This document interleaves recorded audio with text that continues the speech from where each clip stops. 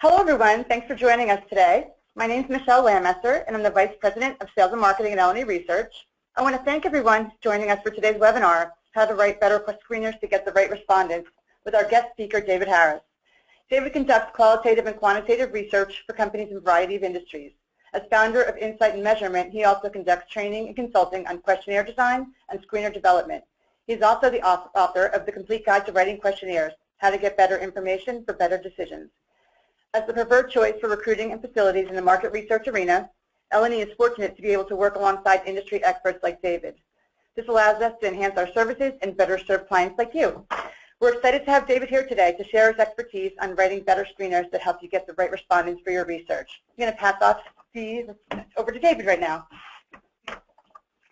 All right, everyone. Hope everyone's doing well. It's a pleasure to be talking with you today. I've been doing qualitative and quantitative research for many years. Prior to starting Insight and Measurement, I was Director of Research Methods at a very large company. I was basically the client at that time. I ran a training program, and one of the courses that we had to run over and over again for people was questionnaire design. Because as an industry, we really don't do questionnaire design very well. There's enormous room for improvement, and few people are properly trained on how to write them, and few have a book on their desk on how to do it. And that's one of the things that inspired me to write and publish this book a couple of years ago. So how does this really relate to today? Well, screeners are actually questionnaires, short questionnaires, at least they should be. In order to write really good screeners, we need to be well trained on the science and the art of questionnaire design. The problems with screeners are virtually the same as the problems with questionnaires. Should be no surprise. Oftentimes they're too long, and we wear respondents out. And when they're too long and we wear respondents out, we really reduce the quality of the information that we get, and we also overfish the precious respondent pool. People stop participating. We see questions that are unclear, unanswerable, far more difficult than they need to be, and biased. And then sometimes we have missing screening questions. All of that really results in you get into the group, whether it's in person or virtual or IDIs, and my gosh, the people that we really wanted to talk to, some of them are really don't meet that criteria. So there's enormous upside to really getting this right, and it's completely doable. The objectives over the next 45 minutes, I really want to get across the idea that writing good screeners really requires good questionnaire design skills. And another point is the idea of talking to clients, talking to people about the information needed, not how to write questions. That's a bit of a paradigm shift because we're all in the mode of emailing the questionnaire, emailing the screener around to everybody. Everybody edits it. That doesn't work very well. The real way to get the information that you need to write a really good screener is to talk through the information needed before you ever get to writing questions. I'll present a framework for how to write better questions. It's all about making questions clear, answerable, easy, and unbiased. There's a lot there. And then I'll talk about a few useful tools that we can use for scaling and really to avoid acquiescence. And acquiescence is when people just kind of agree with things, then you get them in the group, and my gosh, they really don't feel as strongly as we thought they did when we screened them in.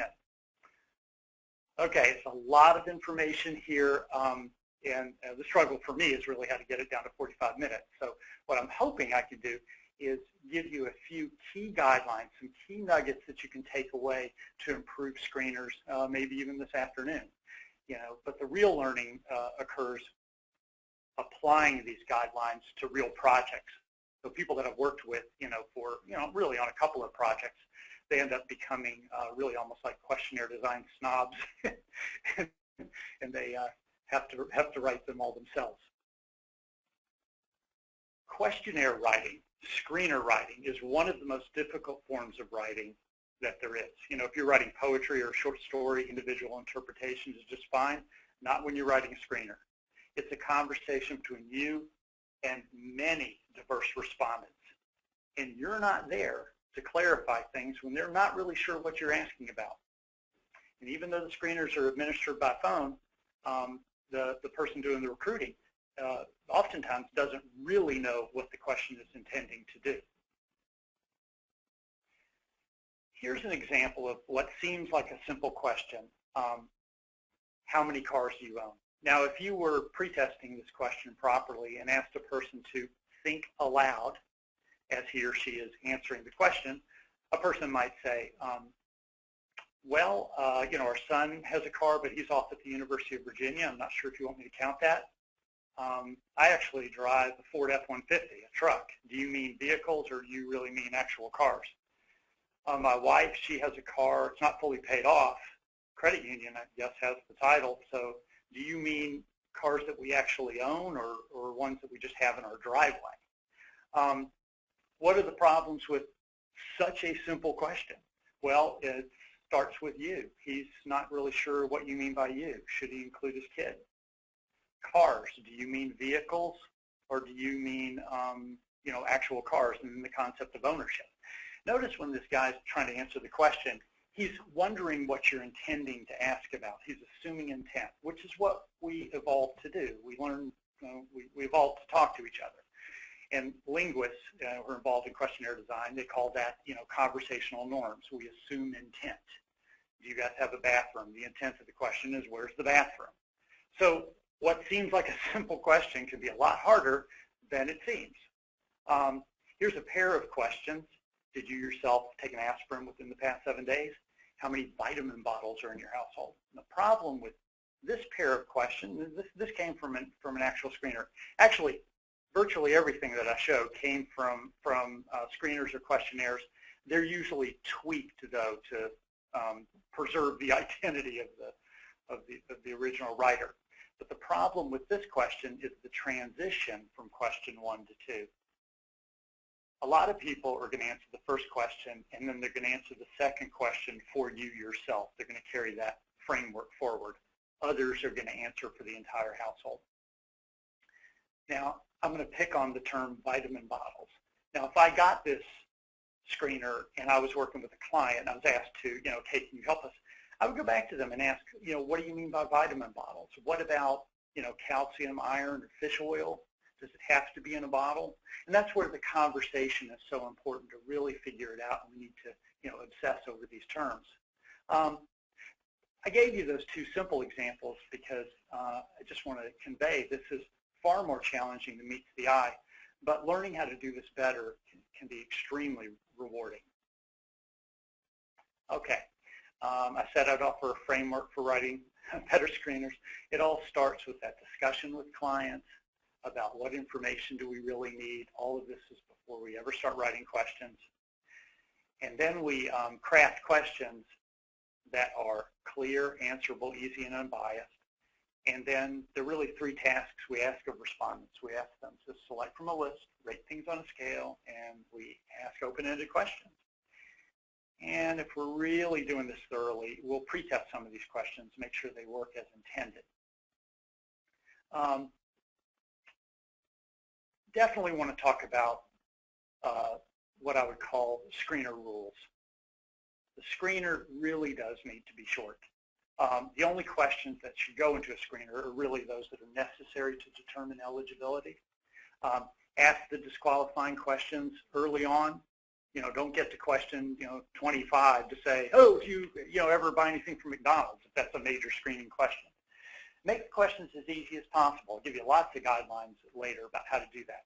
And by applying good questionnaire writing skills and consulting skills, we can get most screeners down to 10 to 15 questions. I do that for clients all the time. And it's really important because there really are usually about 10 to 15 major things that you want to make sure you get. And it's so important to get those really well. It's also important to have in mind other tools for getting information. We can do a homework exercise. Maybe there's some questions in the screener that we can toss into that. A pre-qualitative survey, maybe we can put it there. And then quantitative surveys. It's very helpful to know what's going to be happening, maybe simultaneously or maybe after the qualitative work. I often talk clients into hey, there's all this other information you guys want for not too much money, sometimes under $10,000 bucks. we can go out and get data from 300-400 respondents and answer a lot of those other questions.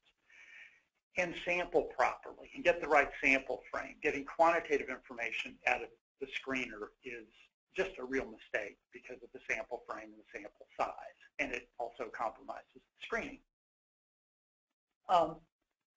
It's really critical to talk with colleagues about the information they need, not how to write questions. This is where we uncover what people really want.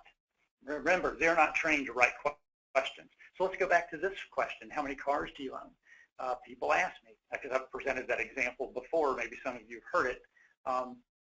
How would you fix that question, Dave? Well, I have no idea because I don't really know what they're really intending to get.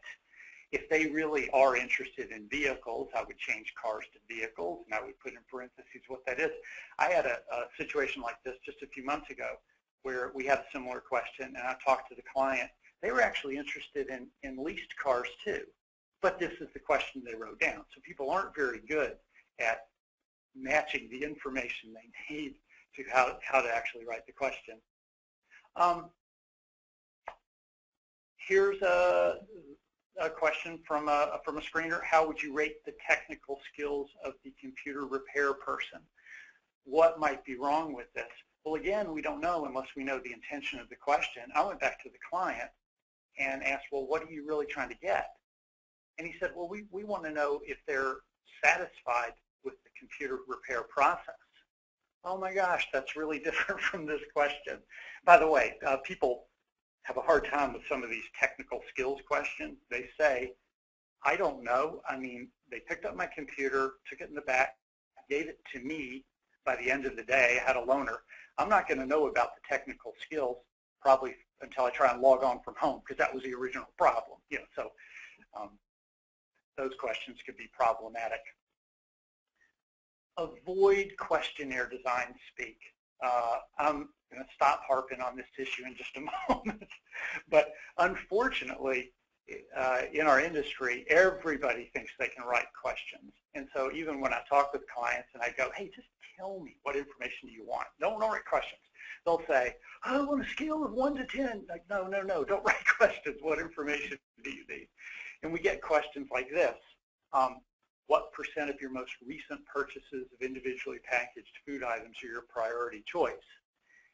So I look at that and I go, well, I don't know what that means. No one talks that way. What are individually packaged food items? What do we mean by priority choice? In the discussion, it's really, or do you want to know what they like the most, what they buy the most?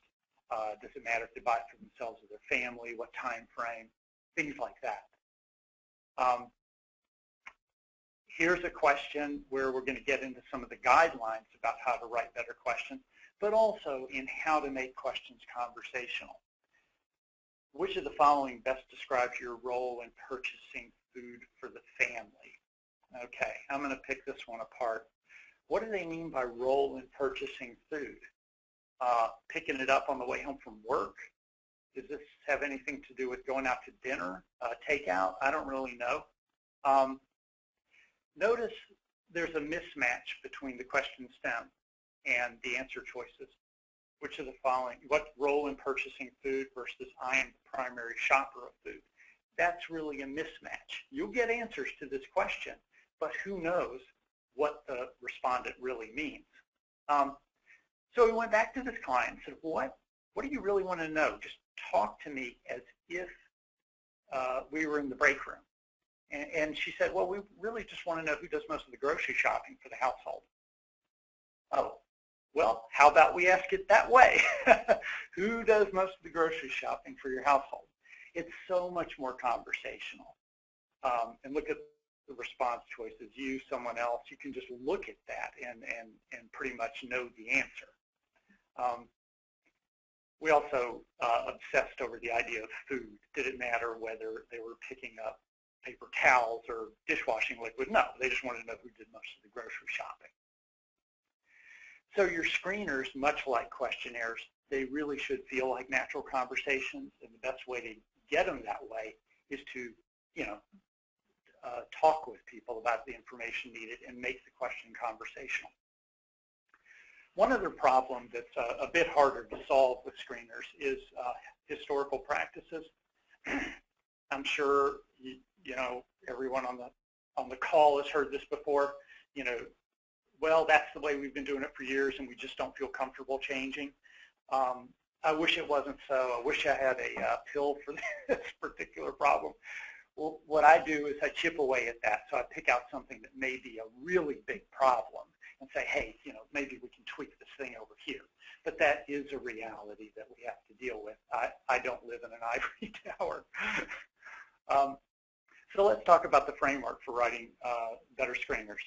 So you've already done screener planning and consulting, you've talked with people, you got an idea of the information needed. Now we got to write questions.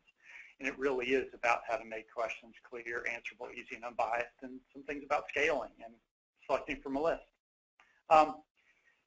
Make questions clear. And, oh, by the way, let me go back. This is all kind of a borrowed from my book. It's tweaked for screening. But it's so similar because those screeners are questionnaires. When we look at make questions clear, you know, I'm showing you all these guidelines. We don't really have time in 45 minutes to go over all the guidelines, but I just want you to know that that stuff is there, and we're going to go through a few examples, particularly 1, 2, and 3 on this list. How frequently do you go to the post office? We see these questions all the time about frequency of behavior. Fred says I go there once a week, frequently. Joe says I go there once a week. That's pretty infrequently. The guideline here is really state the unit of measurement. We don't know what frequency means. So here's a revised question. In the past 30 days, how many times have you yourself gone to the post office? And then a few other things that I did to fix this question: state a time frame, specify you yourself, and if you put a label by the answer choice, you actually get better answers. Here's one of my favorite examples, because this happened to me. I really thought I had this one nailed. This was a screener for ophthalmologists. In a typical month, about how many patients do you treat for blepharospasm? The treatment for blepharospasm, which is spasms of muscles in the eye, is actually an injection of medicine. So the second ophthalmologist we interviewed up in Chicago, and the fourth and the fifth, they treated a lot of patients for blepharospasm, so we started to ask them about the injection process. And they said, oh, well, we don't inject. We just write the order, and somebody comes in, you know, every other week and does the injection. They're injection specialists. So there was a problem with the concept treat. And, you know, the more you do this, the more you're going to obsess over every little word in that question. How can that be misinterpreted? From their standpoint, they treated the patient for blepharospasm, but that's not really what we wanted. So we didn't use as precise a term as we needed to. The better question would have been, in a typical month, about how many patients do you yourself inject for blepharospasm. Important to say you yourself and inject. In terms of making questions clear, here's another example of a question. When determining which car to purchase, were you at least 50% involved in the research that led to the final selection? Now, what on earth might be wrong with this particular question? Well, I'll show you. There's a mismatch between the question stem and the answer choices. And I see this all the time in screeners and questionnaires. 50% involved in the research is different from I was the primary decision maker. So you need to make sure the question stem and the answer choice match each other. And you can imagine getting into a group and, oh my gosh, this person didn't do any research on which car to purchase. They were just the primary decision maker. So because the question's really asking two different things, it's important to make those things really precise. So question stem, answer choices very often don't match, and we get, you know, we don't get who we want in the qualitative work. I'm going to speed through a few other examples to show you terms that I always highlight or circle when I first look at screeners. Okay, I would circle that fast casual, ask the client, does this group really know what fast casual means? Account service specialist, a lot of companies change the name of sales rep to something or another. Customers very often don't know what that means. They don't know the official title. Acronyms, OTC treatments, and that's a little bit technical too. Plenty of people who would have no idea what that meant. Hypertension, a little more technical than high blood pressure. Here are a few more. Percent of time is an enormous problem because percent's a numerator and a denominator. So when you ask people what percent of the time do you spend teaching, actual students, is that percent of my teaching time? Is it percent of my day? 40-hour a week, 60-hour a week, 24 hours, et cetera, et cetera. How many customers? This we're in a screener. Do we really want customers who? How do people interpret that? So people will say, are these people who shop here frequently, bought something? Internal surveys and screeners, how many people are in your department? Well, I have 12 people who report to me, so that would be 13 in my department, but I report up through a department, we have 112. Now this next one is so common and really problematic for screeners. I plan and prepare most of the catering for clients. Now, anytime I see the word and or, I start to get worried because it's two things. So you get a person in there that's very much involved in the preparing, but they're really not that much involved in planning. So that would be two different questions. Okay, making questions answerable. Here are a series of guidelines, and let's look at a few examples. Thinking of the past 12 months, how often have you traveled by air? Less than once a month, 1 to 3 times a month, more than 3 times. Very common question. Sue says, well, 3 times in the past month for business, but in the previous 6 months, I only took 1 trip. That was for vacation. Not sure I'd answer it. Jamie, well, I've gotten on a plane. I haven't gotten on a plane in several months, but the first 2 months of the year, I had to fly home to the home office about 5 times. Not sure how to answer this.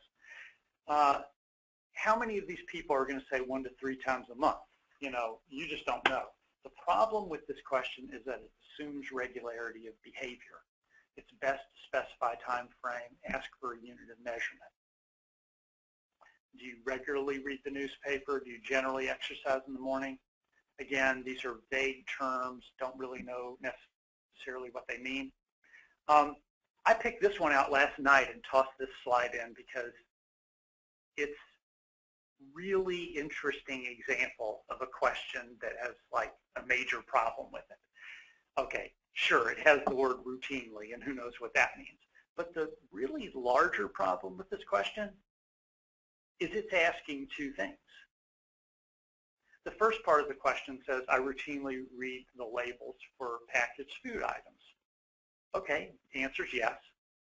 To know the ingredients, the answer might be no. I routinely read the labels because I want to look at calories and fat content. Okay?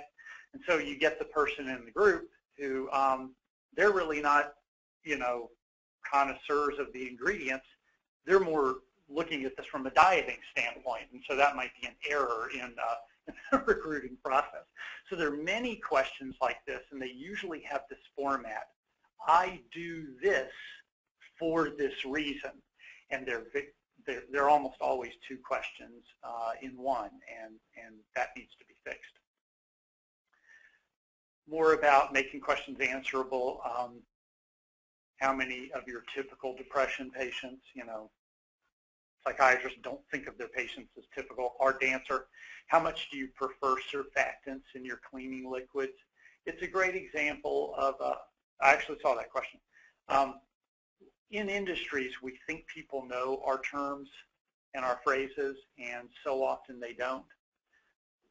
How much do you enjoy participating in sports or physical exercise? Now, this is a case where I went back to the client and wanted to know, what about yoga, Pilates, walking? What is it that we're really after here? Because we want to make sure the respondent knows so we can get, quality answers. Make questions easy. I'm going to focus on a couple of items here. Try saying the question out loud as if you were talking to someone. Like the one, who does most of the grocery shopping? you can oftentimes clean up a question really well by simply, how would you ask that? How would you make that conversational if we were talking in the break room? Don't ask for more detail than you really need. I see that problem a lot. And then you can tire respondents out. And you can also get acquiescence, where they're not really giving you good answers. Okay, here's a question, version 1. Which of the following best describes your mindset for the type of truck you are shopping for? Then we have to read the answers. When I see a question like that, I first look at a word like mindset. I'm worried about that. What does that mean? I mean, do we really have to talk about the mindset? And then the answer choices just look too long to me. So if I were to try to talk about this question, if I were going to ask somebody this question, I might say, are you shopping for a used truck only? Used truck, but would consider a new truck, et cetera, et cetera. A lot more conversational. The other thing that makes questions like this work a lot better is that when you look at the question and the answer choices, you don't have to read the answer choices. You can just look at them and go, oh, yeah, used, new, yeah. You see it really, really clearly and quickly. This one's subtle. In what year did you get your first cold sore? Year, that might be kind of hard for people. We can make this a little bit easier for people. What was your age when you first remember getting a cold sore? And then soften it. Give us your best estimate.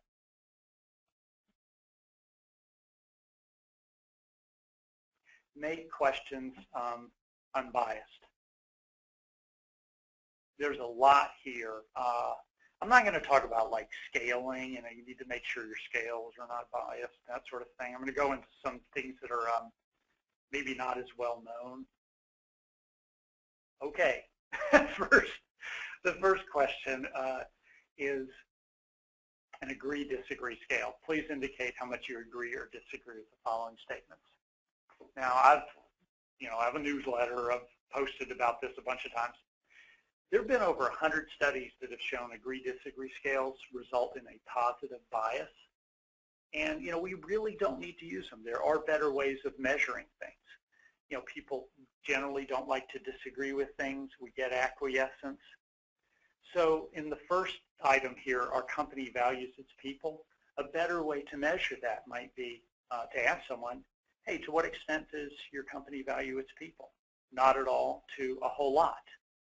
And give them a 4, 5, 6, 7-point scale. The company gives us the opportunity to train and develop. Those are actually 2 questions. They should be separate things.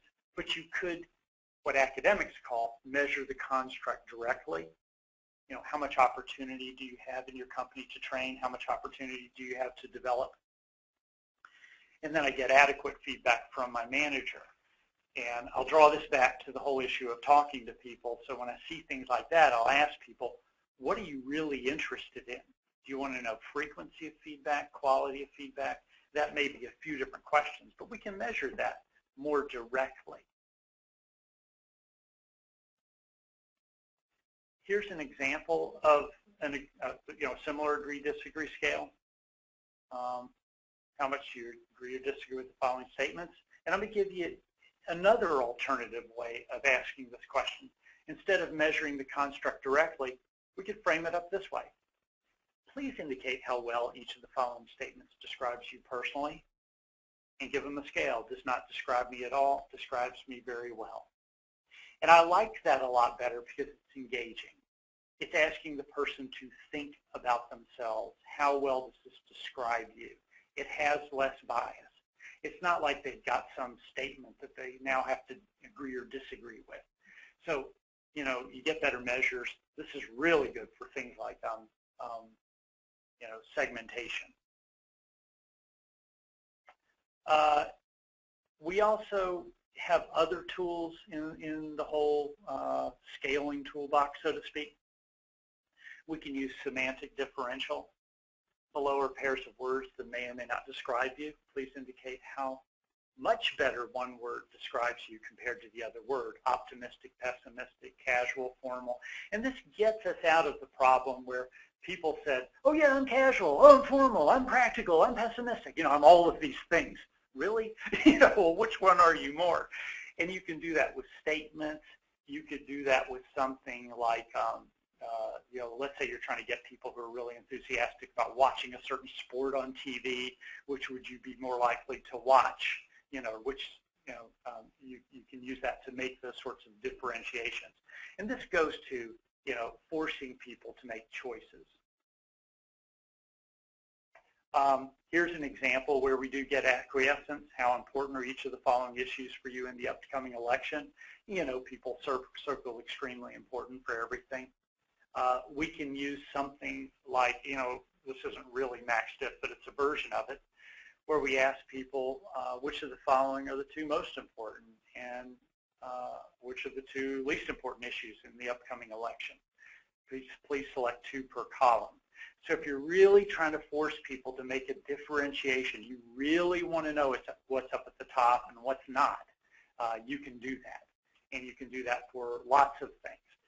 Say it's fast food, and you know, people say that, oh, I go to all these places. Well, have them tell you which ones they go to and which ones they don't. This is what I call the scaling toolbox, just some things to consider when you scale. The first question is, what is it you really want to measure? And I think it's really important to think deeply about this issue.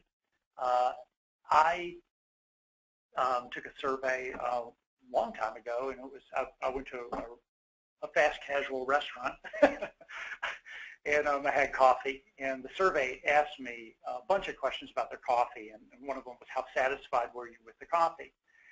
And I said I was very satisfied with the coffee, but I thought, you know, that's not how I think about it. That's not how anybody thinks about it. You don't go back to the office and say, oh, I had the most satisfying cup of coffee ever. You know, you would say, I like the coffee there. The coffee's really good. So scale it that way. How much do you like the coffee? How, you know, that would be probably a better measure. And we need to think about whether a unipolar or a bipolar scale makes sense, the length of the scale, and such issues. Pretesting is something we don't do near enough of, and I'm assuming a lot of people on this webinar do qualitative work. And when you do qualitative work, you know, I can often, you know, maybe take the last 10 minutes if we have it, and do some pretesting of some questions that may be going into quantitative work that may be used in our screeners to really figure out how they work and how to improve them.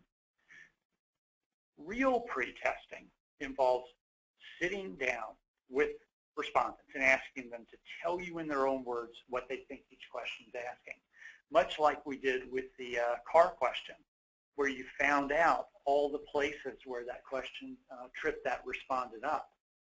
We asked respondents how they came up with their answers.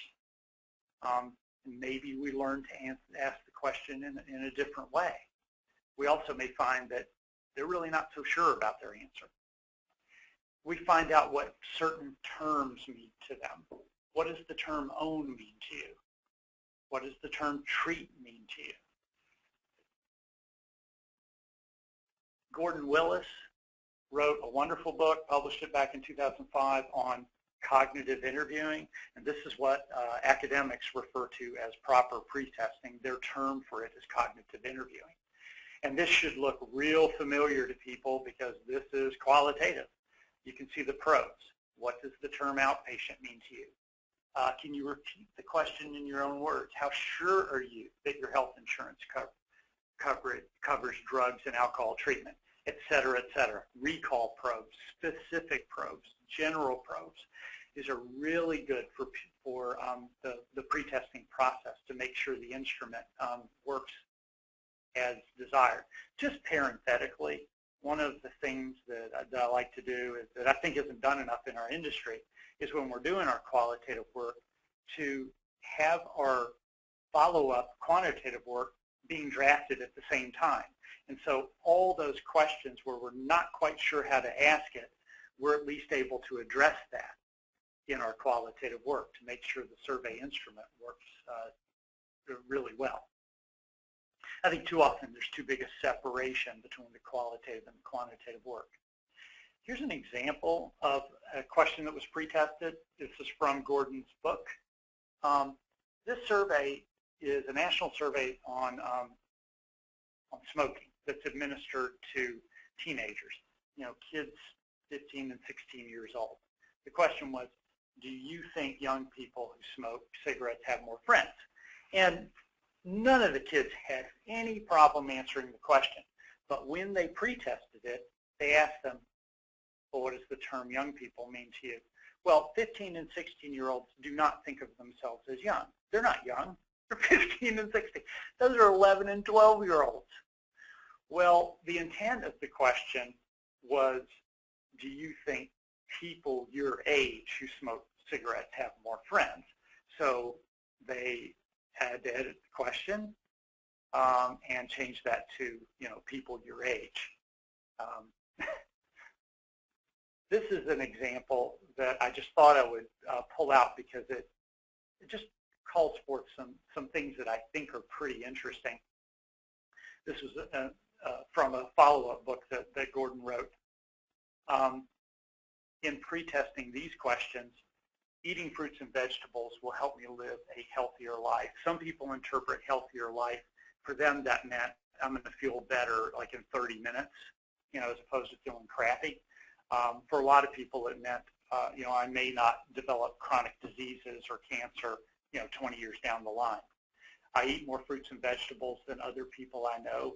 People had a really hard time with this particular question because they said, other people I know. Should I include people at work? I don't know what they eat really.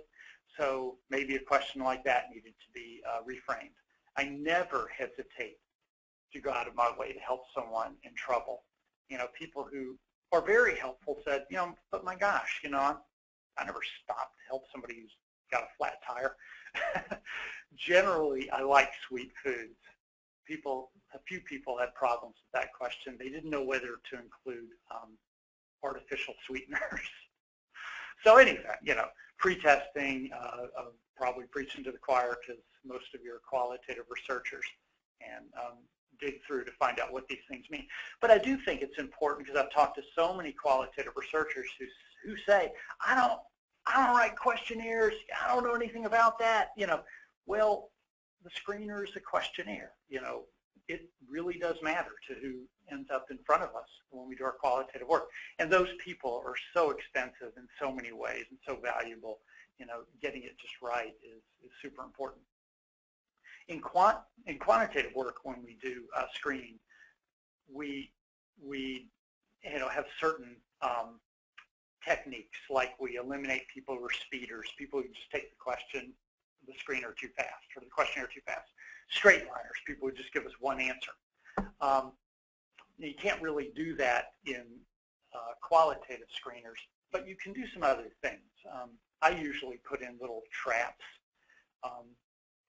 In the past 3 years, have you vacationed on Morgan Island, purchased a Campolini vacuum cleaner? Those two things don't exist, and you would be surprised how many people have been vacationing on Morgan Island, and a lot of people own Campolini vacuum cleaners, so that can also be helpful. I think one of the best techniques is rescreening. For those of you who don't do this, you recruit a few more than you need, and it can be very helpful to just call people up on the phone, have a 10 or 15-minute conversation with them, the week before, to find out, are these people really who you want? If this is really important, if the VP is going to be in the back room, that can be extremely helpful. Or do that in the facility where you recruit a few extra and you go out there and have somebody make that interview.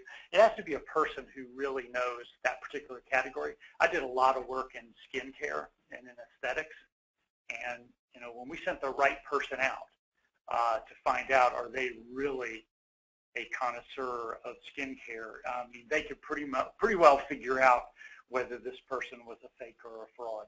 That would be really helpful. So I hope in these 45 minutes I've been able to convey that writing screeners really does require really good questionnaire design skills. There's a lot to learn there, but I hope I've given you a taste of some tools and some guidelines to use. Really the importance of talking to people about the information needed, not how to write questions. And then you have a nice framework for writing quality screeners. And then a few useful tools that you might use where you're getting too much acquiescence. People are saying things, but there's some tools to scale things, semantic differential, choice exercises, max diff, where you might be able to, get the right people into your qualitative work. So with that being said, if anybody, has any questions, here's my contact information. Please don't hesitate to contact me. And I do have one question that someone sent in earlier that I would like to share with you.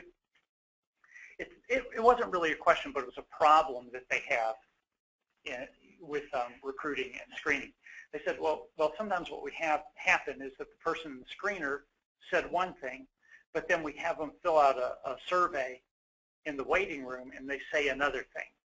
And that's not unusual at all. That can be because of a couple of different things. One, it's mode of administration. How people answer questions can be very different if voice administered or if paper and pencil. And people have studied that for 50 years. So you'll get different responses. It could be the flow of questions. There could be order misunderstanding. There might be a little bit of order bias.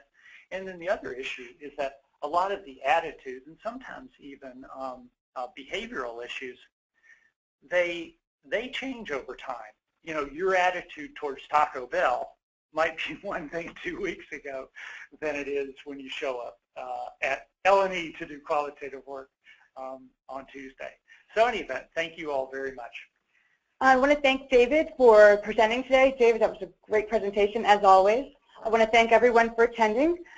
We are going to be sending out Dave's presentation no later than Monday. We're also going to be sending out the recording if you missed it. If anyone missed it, you can forward it on to your colleagues. In addition, watch your email box. We are going to be having a drawing for 2 complimentary questionnaire consultations from David. So watch your email. We'll be sending that out next week, and you can have the opportunity to win a complimentary consultation. Again, thank you everyone for attending. Dave, thanks so much for a wonderful presentation. Everyone have a great weekend.